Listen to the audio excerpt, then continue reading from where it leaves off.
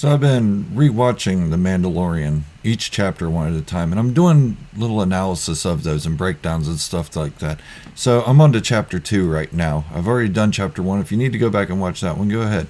But when we left our hero at the end of chapter 1, the Mandalorian bounty hunter, only known as Mando at the time, had been successful in retrieving the Imperial bounty from a nest of Nikto. It was unfortunate that he had to put a hole in IG-11's head to do it, though. However, he now has the child nicknamed Baby Yoda and is headed to collect his reward, an ice cream maker full of Beskar. I wonder where the Imperial client got the ice cream maker. Rest in peace, Wilro Hood. Your efforts to keep the galaxy in full supply of fresh whipped dairy will be immortalized in song. A moment of silence, please. Okay, that's enough.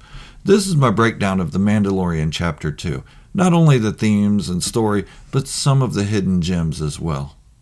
If you're new here or haven't taken the creed, go on and hit the subscribe button and turn on notifications to stay educated on all things Star Wars, especially Mandalorians. So, Mando has the asset, or Baby Yoda, as he was nicknamed by some viewers, and is headed back to the Razor Crest in order to get back to Navarro and collect the Beskar bounty he was promised from the Imperial client. About 30 seconds into the episode, Mando is attacked by Trandoshan bounty hunters. If you don't know what a Trandoshan is, it's the same reptile-like species as Bosk. But Mando makes quick work of the other bounty hunters, and this shows his long rifle's true capabilities. Disintegration. Remember the rifle with the prongs that Mando used to shock the Ravenak in Episode 1? Same rifle, multifunctional. But this scene relates to some of the callbacks from the previous episode. I'm not talking about the story or the theme of bounty hunters or bounty hunter fights or anything like that. I'm talking about the callbacks to The Empire Strikes Back that I mentioned in my last episode. That's right, in this scene alone, there are 2 callbacks to The Empire Strikes Back. Remember my mention of Bosk? Well, he and his species, the Trandoshan species, were first shown in The Empire Strikes Back in 1981. The bounty hunters who attacked Mando were Trandoshan. The only issue I have with this scene is the makeup work. The Trandoshans' snouts are far too short.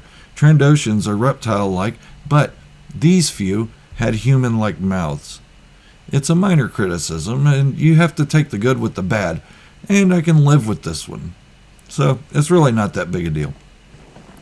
The second throwback is the actual functionality of Mando's rifle, not the rifle itself, as that was first introduced in 1978 in the Star Wars Holiday Special. Whee. No, but what I'm talking about is the disintegration. It wasn't shown before, but it was referenced.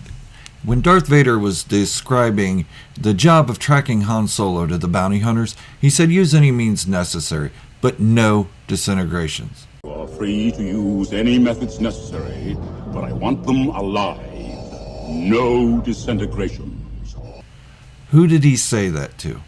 Another bounty hunter wearing Mandalorian armor, Boba Fett. This scene was also in The Empire Strikes Back, so yet another callback to The Empire Strikes Back. There have been a lot of these references and throwbacks throughout the last 2 episodes. Think about it. Even the idea of an Imperial hiring a bounty hunter to track down an asset was started in The Empire Strikes Back. It's just food for thought, so just think about it. Once the skirmish with the other bounty hunters is over, Mando settles in for the evening in a spaghetti western style camp, complete with just a campfire and a rock to lean on. His arm has been wounded, and he also must make repairs to his chest armor. This is the first time we have seen a Mandalorian tinker with their armor. It shows that it is more than just a piece of metal glued to their chest. There's a whole electronic inner working thing going on. It would be interesting to see what it actually does, though. In the next moment, Baby Yoda walks up and reaches out his hand to Mando's arm. Mando wonders how he got out of his little egg carriage thingy and puts him back in it. Then, Mando goes back to mending his wounds, looks over, and there's Baby Yoda again, reaching his hand out to seemingly touch Mando's wounded arm. This time, his eyes are semi-closed. We know what that means anyways, right? Well, Mando picks him up and puts him back in the floating egg thing and closes the lid. The next morning, Mando and the child make it back to the Razor Crest, only to find it is in the process of being disassembled by roving Jawas. Mando immediately pulls out his rifle and disintegrates a few of them. The Jawas take off in their sandcrawler, and Mando gives chase. When he catches up, the Jawas knock him off their sandcrawler, and he falls out and gets knocked unconscious for a moment. He returns to the Ugnaught, and together they go to the Jawas and strike a deal for the parts for Mando's ship. The Jawas want him to retrieve an egg in return. He agrees and heads off with the child to retrieve said egg. The egg isn't just from a bird or something like that. It's from a large rhinoceros type of creature covered in thick, muddy hair. In order to get the egg, he will have to defeat this creature, though. And it isn't an easy task. The beast uses little effort to thrash him, headbutting Mando and hitting him with his horn. Mando soon wears down and is about to get stomped. Just then, the creature is stopped in its tracks and lifted into the air slightly. Mando looks over, and Baby Yoda is in the egg thing with his hand stretched out toward the beast like so. It's the child making this happen. Suspicions are confirmed now. He has the Force. Mando kills the beast, and the duo walk away with the egg. This scene is another throwback to The Empire Strikes Back. You guessed it. Remember when Yoda said, "Judge me by my size, do you?" It's the same principle here. The child is even smaller than Yoda and has less mastery over the Force, yet he is able to lift the giant mudhorn into the air, long enough for Mando to defeat it. The same principle and even species as Yoda, lifting the X-Wing. Another theme of The Empire Strikes Back. A lot of thematic tie-ins and subliminal shout-outs to The Empire Strikes Back in this series so far. So, we'll see if we can find any more later on. Mando and Baby Yoda head back to the Jawas and exchange the egg for the Razor Crest parts, and all is right again.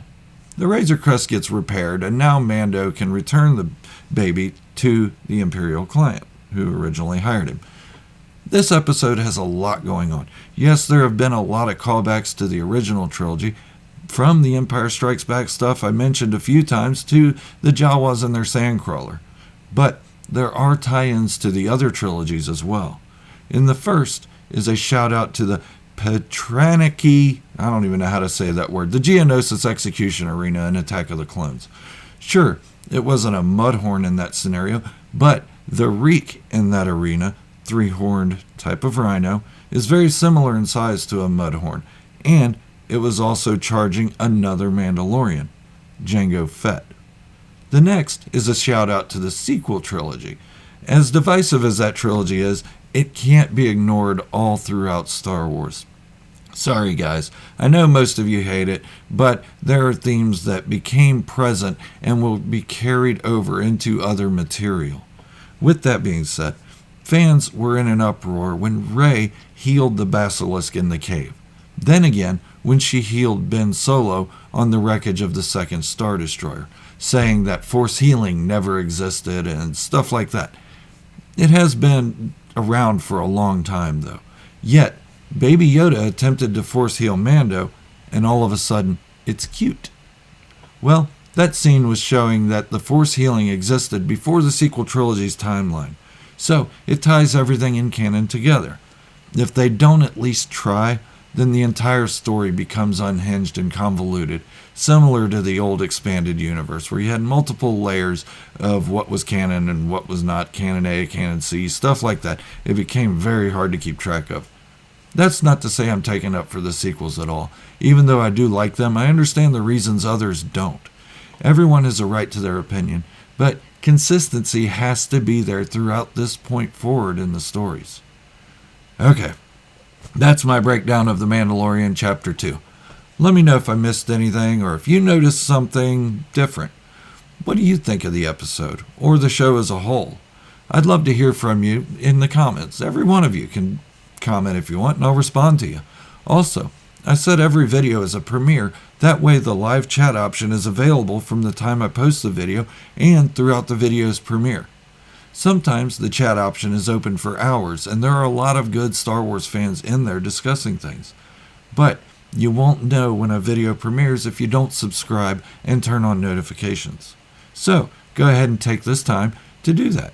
Hit your subscribe button, turn on the notifications. Also, hit the like button to show your love for the hard work I put into every video, and share the video around to your social media outlets. Thank you for watching, and remember, this is the way, the only way.